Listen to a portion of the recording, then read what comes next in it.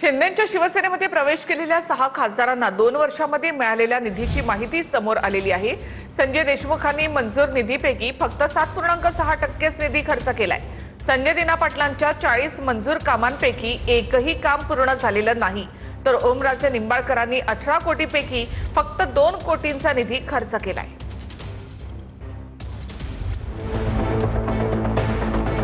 ठाकरेंच्या शिवसेनेतून फुटून शिंदेंच्या शिवसेनेत प्रवेश केलेल्या 6 खासदारांना 2 वर्षात किती निधी मिळाला आणि त्यांनी किती खर्च केला याची आकडेवारी समोर आली। या आकडेवारीवरून ठाकरे आणि शिंदेंच्या शिवसेनेत चांगलीच झुंपली। संजय देशमुखांना एकूण 18 कोटी 6 लाखांचा निधी मंजूर झालाय। यापैकी 1 कोटी 42 लाखांचाच निधी त्यांनी खर्च केलाय। 106 कामांपैकी फक्त 7 कामं त्यांना आतापर्यंत पूर्ण करता आली आहेत। संजय दिना पाटलांना एकूण 14 कोटी 70 लाखांचा निधी मंजूर झालाय।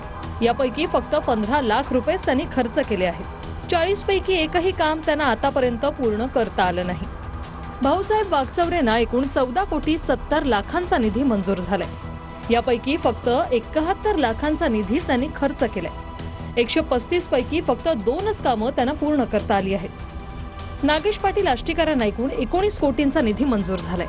यापैकी फक्त 5 कोटी 6 लाख रुपये आष्टीकरांनी खर्च केले आहेत। 79 पैकी 28 कामं त्यांनी पूर्ण केली आहेत। ओमराजे निंबाळकरांना आतापर्यंत एकूण 18 कोटी 50 लाखांचा निधी मिळालाय। यापैकी फक्त 1 कोटी 97 लाखांचा निधी निंबाळकरांनी खर्च केलाय। 130 पैकी फक्त 21 कामच त्यांना पूर्ण करता आली आहेत। संजय जाधवांना एकूण 14 कोटी 70 लाखांचा निधी मिळालाय। यापैकी फक्त 3 कोटी 78 लाख रुपये विकास कामांवर खर्च झाले।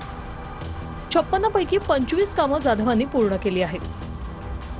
2 वर्षाच्या कार्यकाळामध्ये आमच्या मतदारसंघाच्या विकासाच्या दृष्टिकोनातून ज्या ज्या गोष्टी करण्याचा आम्ही प्रयत्न केला त्याच्यामध्ये यश मिळत नव्हतं आणि निधीचा प्रश्न होता प्रत्येक गावात आणि त्याच्यामध्ये आमच्या माध्यमातून तेवढी कामं होत नव्हती। हे सर्व 6 खासदार एकत्रितरित्या बसलो आणि सर्वांनी सामूहिकरित्या हा निर्णय आम्ही या ठिकाणी घेतलेला आहे।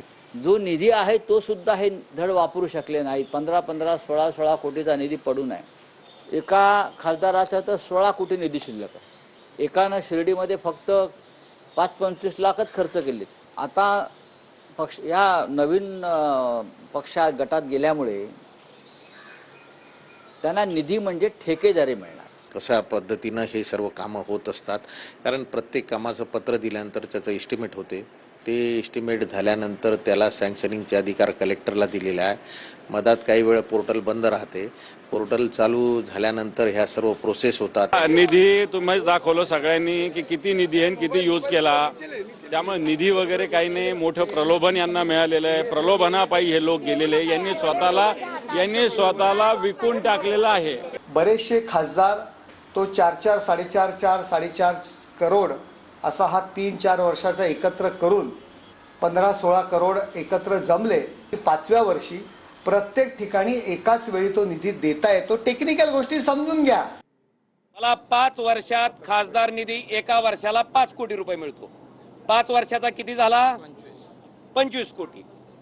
25 कोटी खासदार निधीला जर 2475 बूथनं भागलं तर एका बूथला 1 लाख वर काहीतरी 2000-3000 रुपये मिळतील।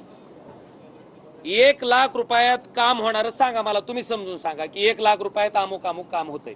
कमीत कमी 7 लाख आणि जास्तीत जास्त 10 लाख रुपये निधी देणं क्रमप्राप्त आहे, तरच ते काम पूर्ण होतंय। तर मला वाटतंय त्याच्या बाबतीत जी मी भूमिका घेतली ती मला गैर वाटत नाही।